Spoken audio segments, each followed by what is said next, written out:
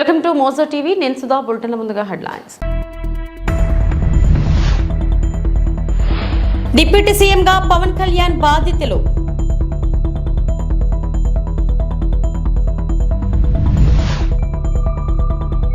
ఆపదలో ఉన్న పసికందు కోసం ఓ తండ్రి వ్యధ.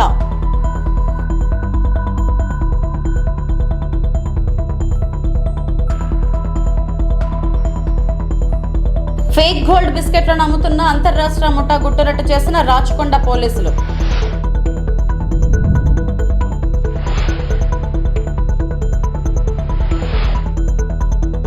ఉత్తరప్రదేశ్లోని పూర్వాంచల్ ప్రాంతంలో క్రీడా ప్రతిభను పెంపొందించే ప్రయత్నంలో ప్రధాని మోదీ వారణాసికి సిగ్రా స్టేడియంను బహుమతిగా ఇచ్చారని అధికారులు తెలిపారు. వారణాసిలోని కాశీ విశ్వనాథ ఆలయంలో ప్రార్థనలు చేసి లోక్సభ ఎన్నికల తర్వాత తన నియోజకవర్గానికి వచ్చిన మొదటి సందర్శనలో దేవుడి ఆశీస్సులు కోరారు.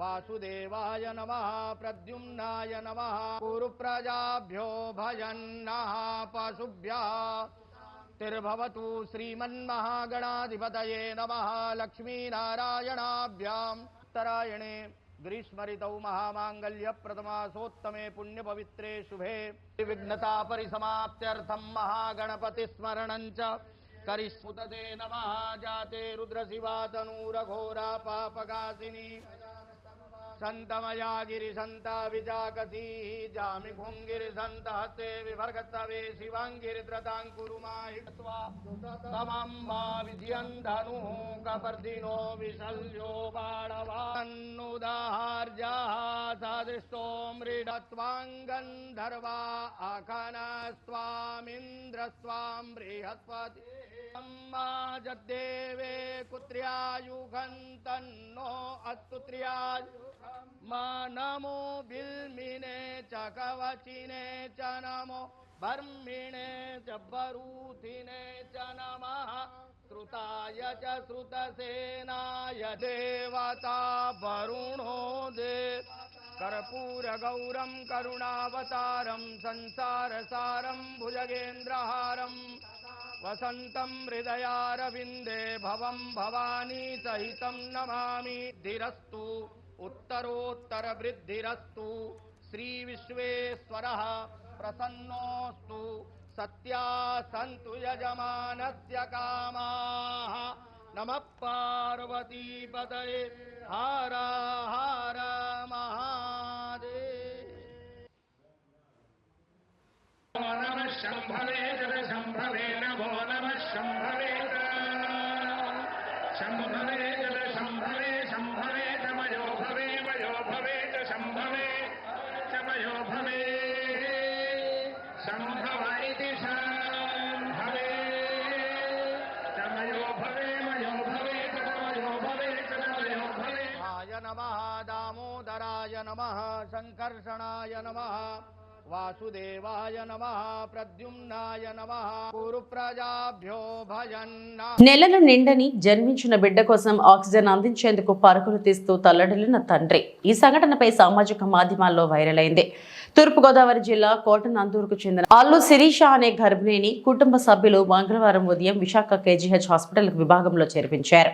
నెలలు నిండకుండానే ఓ బిడ్డకు జన్మనివ్వడంతో ఆ శిశువును పిల్లల వార్డుకు అనుబంధంగా ఉన్న ఎన్ఐసియులో ఉంచాలని వైద్యులు సూచించారు. దీంతో ఆ పసికందుకు ఆక్సిజన్ పెట్టి ఎన్ఐసియు బయలుదేరారు. నర్సు బిడ్డను పట్టుకొని ముందు నడవగా సమయానికి సిబ్బంది అందుబాటులో లేకపోవడంతో ఆ బిడ్డ తండ్రి అల్లు విష్ణుమూర్తి ఆక్సిజన్ సిలిండర్ను భుజాన వేసుకుని ఆమె వెంట వెళ్లారు. ఈ ఘటనను వీడియో తీసిన కొందరు సామాజిక మాధ్యమాల్లో పెట్టారు. దీనిపై ఆసుపత్రి పర్యవేక్షక వైద్యాధికారి డాక్టర్ శివానంద ఆరా తీశారు. వైద్యులు సిబ్బందిని పిలిచి ఆగ్రహం వ్యక్తం చేశారు. ఇకపై ఇటువంటి సంఘటనలు పునరావృతం కాకూడదని ఆదేశించారు. ఇక నుంచి బ్యాటరీ వాహనాన్ని అందుబాటులో తెస్తామన్నారు.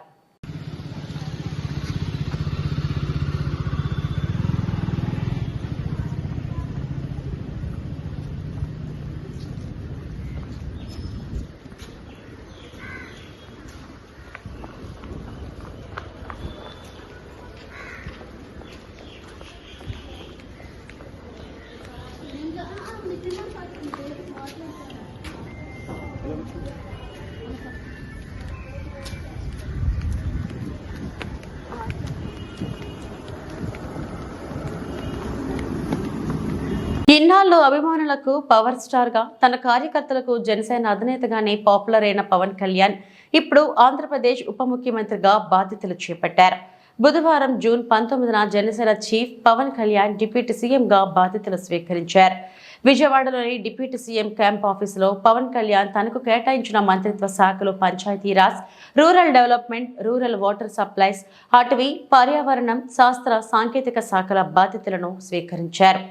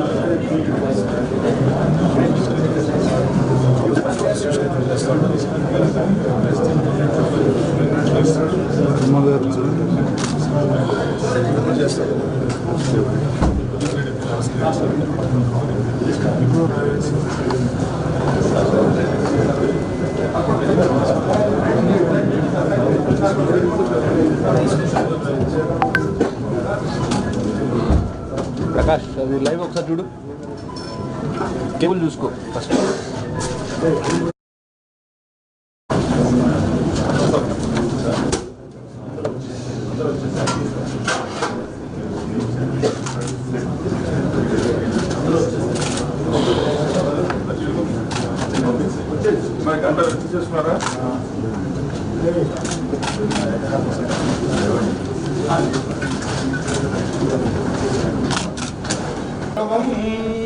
శతమానం భద్రాయ పురుషేంద్రియాయుష్యేంద్రియే ప్రతిష్టతి.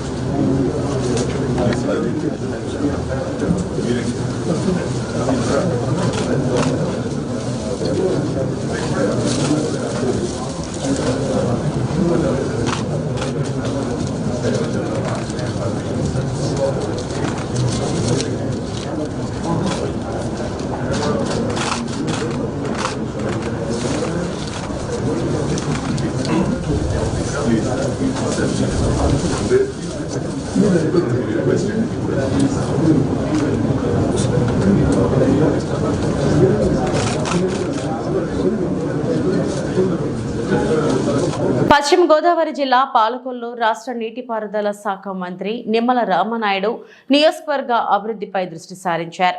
గత టీడీపీ ప్రభుత్వంలో 80% పూర్తయిన పలు అభివృద్ధి పనులు మిగిలిన 20% పూర్తయ్యేలా ప్రణాళికను సిద్ధం చేసుకున్నారు.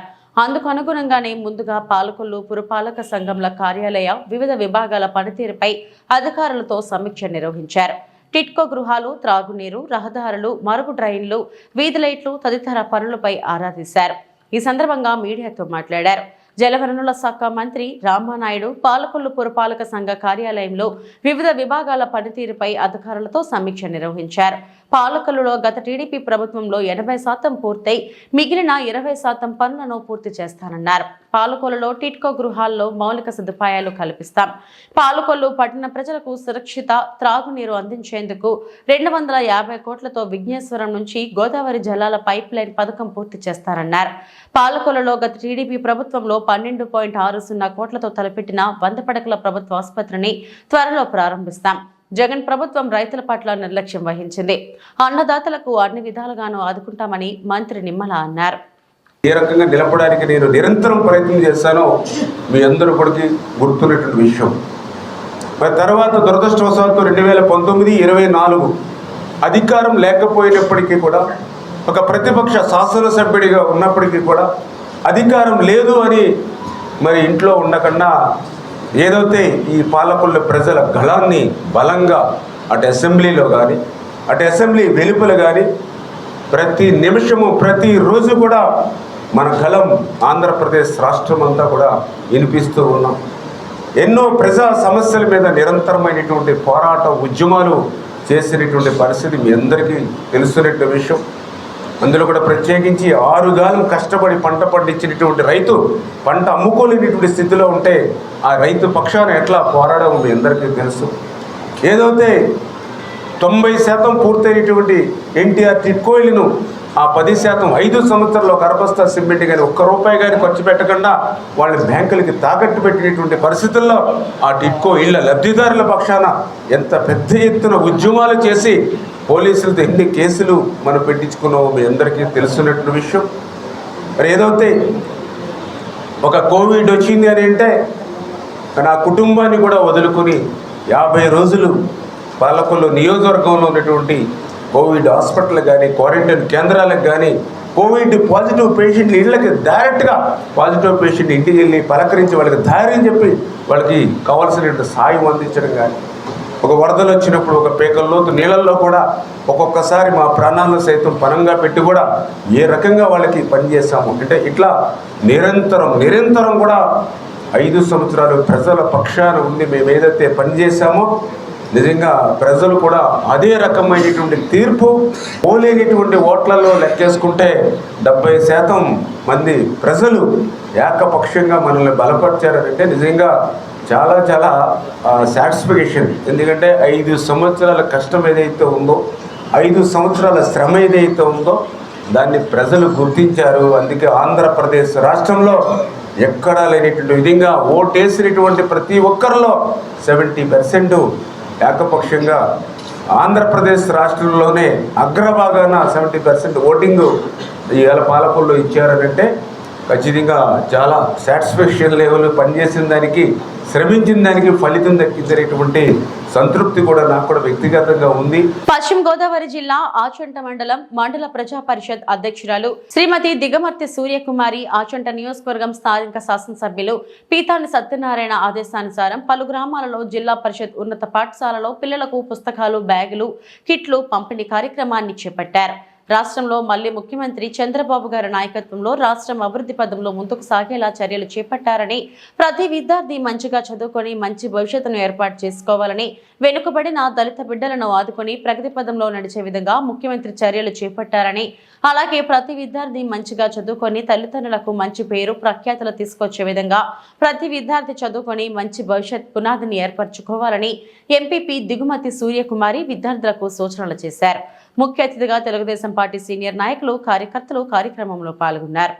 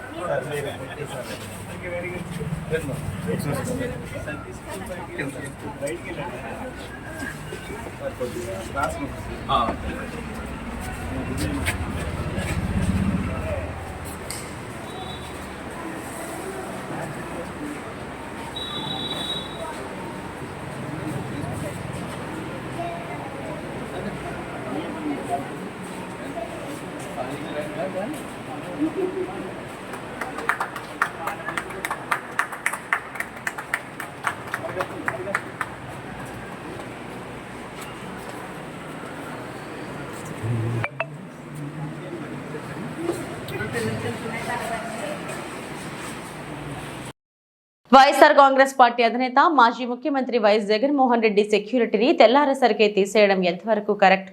ఆయనకు చెడు జరగాలని కోరుకుంటున్నారా, లేక మీ స్పాన్సర్స్ వీడియో వారిని పంపి హడావిడి చేస్తారా అని వైఎస్ఆర్ కాంగ్రెస్ పార్టీ అధికార ప్రతినిధి రవిచంద్రారెడ్డి ప్రశ్నించారు.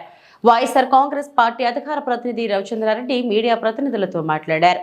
ప్రభుత్వ ఉద్యోగులు చాలా విలువను పొందుతున్నామని అనుకుంటున్నారేమో, కానీ ఉద్యోగులపై అప్పుడే వివక్ష మొదలైంది. వైఎస్ జగన్ ప్రభుత్వంలో డిప్యూటేషన్ పై వచ్చిన అధికారులను ఈనాడులో జలగన్నలంటూ రాశారు.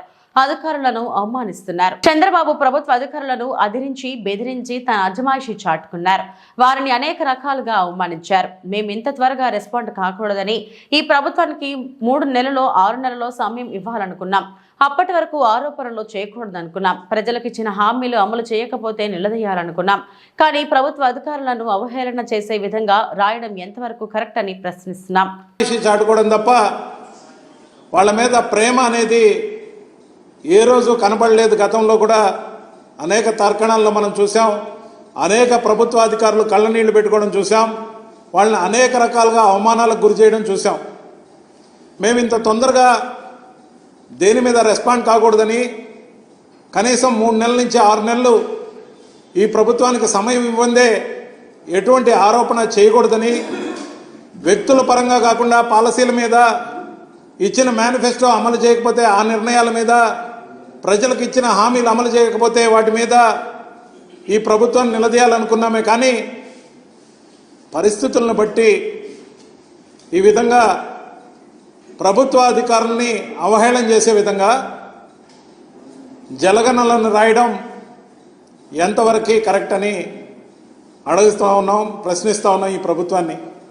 అలాగైతే తమరి హయాంలో గతంలో 2014 నుంచి 19 వరకు ఎవరైతే డిప్యూటేషన్ మీద వచ్చిన అధికారులు ఉన్నారో, ఫర్ సపోజ్ రాజమౌళి ఐఏఎస్ కానీ, ఇప్పుడు మీరు విమర్శిస్తున్న కేవీవి సత్యనారాయణ గారు కానీ, వెంకయ్య చౌదరి గారు కానీ, కల్నల్ అశోక్ బాబు కానీ, లేకపోతే సంధ్యారాణి పోస్టల్ డిపార్ట్మెంట్ నుంచి వచ్చిన కానీ, గురుమూర్తి సెంట్రల్ సర్వీస్ నుంచి వచ్చిన వారు కానీ, మరి శ్రీనివాస్ సర్వశిక్ష అభియాన్ నుంచి వచ్చిన వారు కానీ, జాస్తి కృష్ణ కిషోర్ తాళాలన్నీ ఇతనిగా ఇచ్చారు కదా గతంలో తమరు. మరి వెంకటేశం సమాచార కమిషనర్గా గతంలో పనిచేసిన వారు కానీ, రమణారెడ్డి రైల్వే శాఖ నుంచి వస్తే గతంలో చంద్రబాబు చేసిన తప్పిదం వల్లే పోలవరం ప్రాజెక్టు ఆలస్యమైందని ఏపీ మాజీ జలవనరుల శాఖ మంత్రి అంబటి రాంబాబు అన్నారు. సీఎం చంద్రబాబు తాజాగా పోలవరంలో పర్యటించడం, ప్రెస్ మీట్ నిర్వహించి గత ప్రభుత్వంపై విమర్శలు గుప్పించడంతో అంబటి స్పందించారు. పోలవరంపై ముఖ్యమంత్రి చంద్రబాబు చెప్పిన మాటలన్నీ అవాస్తవాలు, పచ్చి అబద్దాలని జలవనరుల శాఖ మాజీ మంత్రి అంబటి అన్నారు.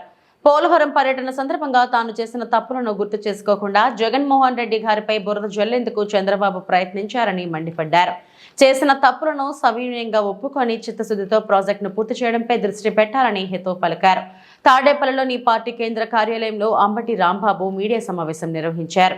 చంద్రబాబు నాయుడు గారు చెప్పినటువంటి విషయాల మీద జగన్ కాంప్లికేటెడ్ పోలవరాన్ని జగన్మోహన్ రెడ్డి గారు ముఖ్యమంత్రి అయిన తర్వాత దాన్ని చాలా కాంప్లికేటెడ్ చేశాడు, సర్వనాశనం చేసేశాడు అనేటువంటి మాట.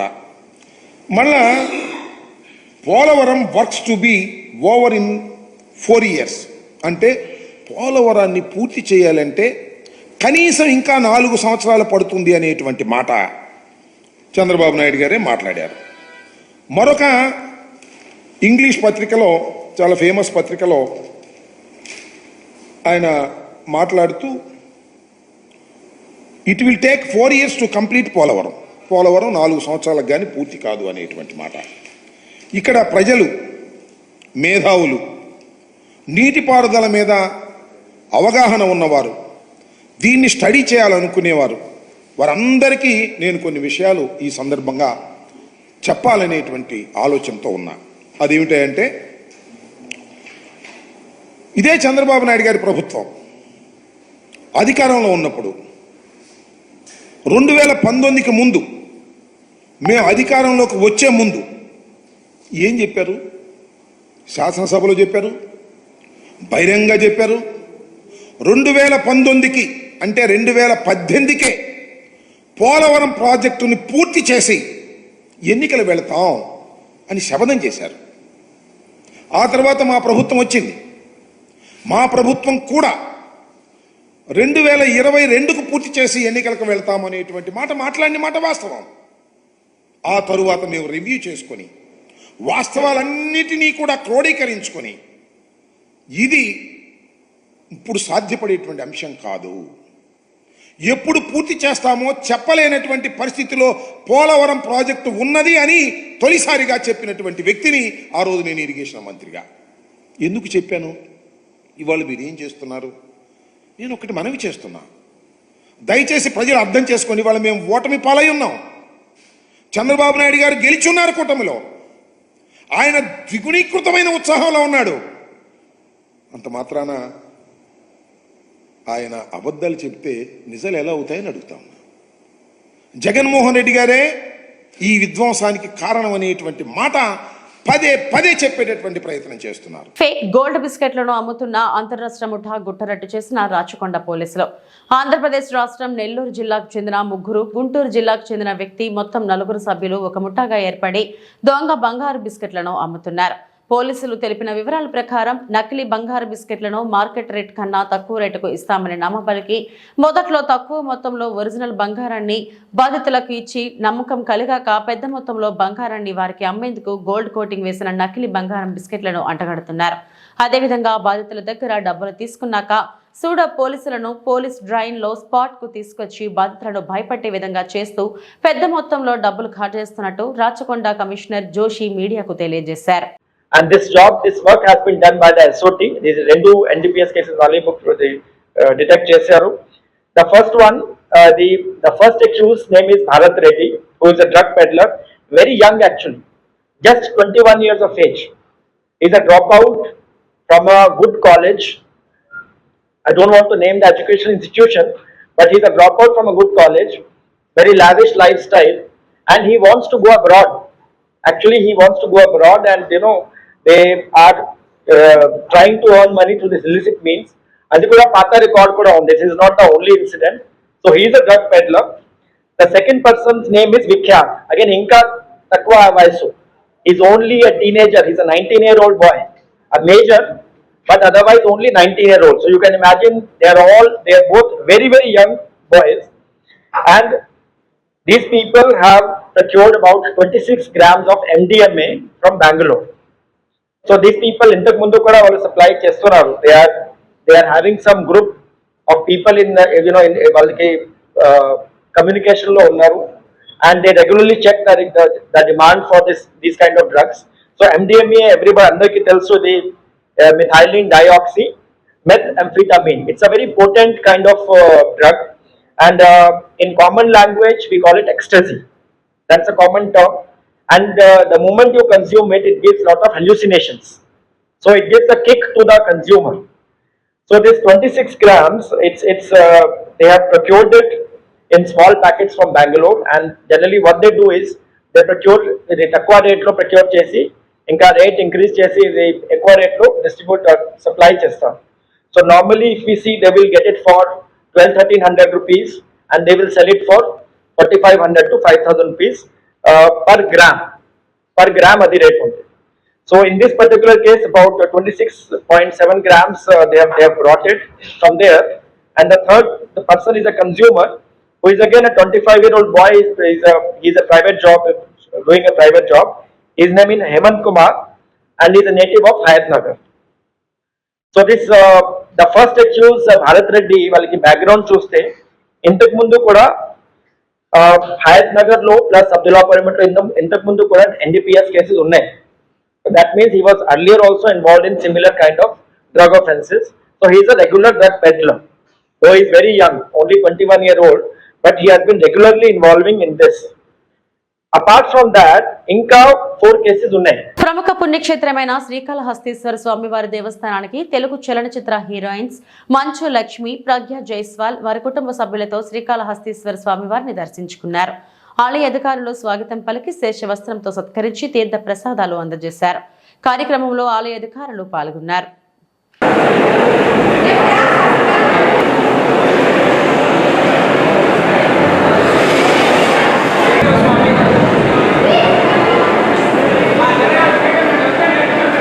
మీరు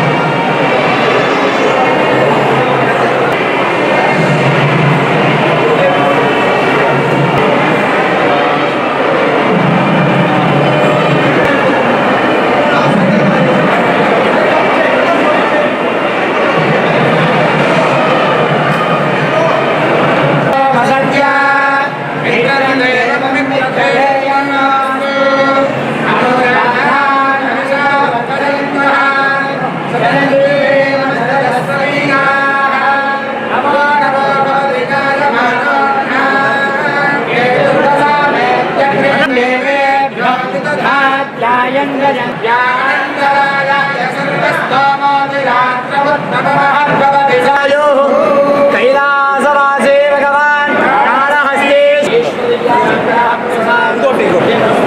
ప్రసాదం ఇచ్చేసి ఉద్యోగం వ్యాపారం వ్యవసాయాలు అందరికీ ఒకటి సకల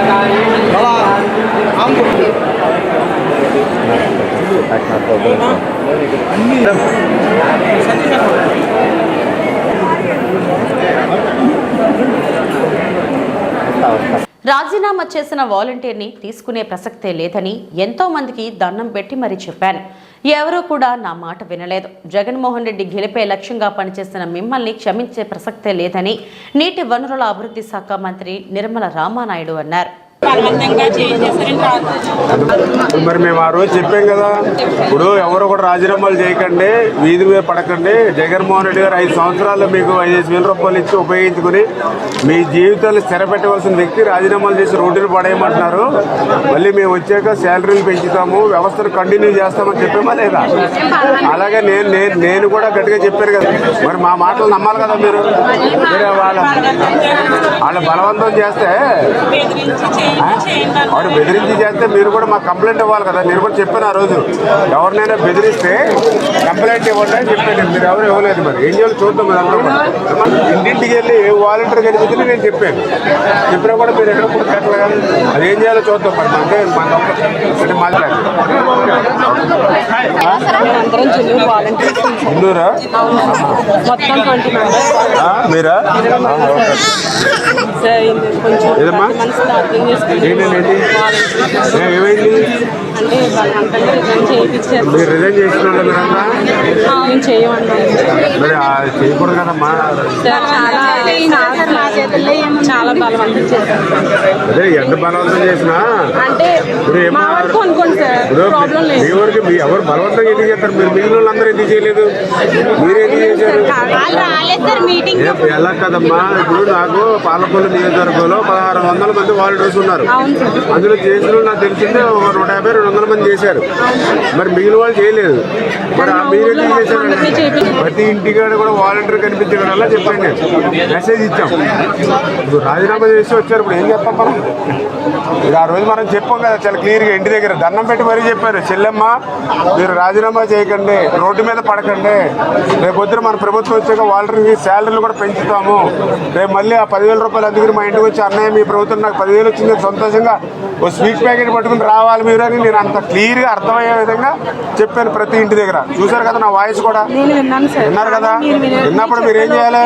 మన ఎమ్మెల్యే గారు కంటే నమ్మకస్తులు మీకు ఎవరుంటారు ప్రపంచంలో? మీరు ఉన్నప్పుడు ఏం చేయాలి? మీరు వీళ్ళ మాటలు ఎక్కలేదు, ఎమ్మెల్యే గారు ఉన్నారు అని మనం ఉండాలి. మీరు ఎవరు చేయలేదు, మీరే చేశారు అనవసరంగా.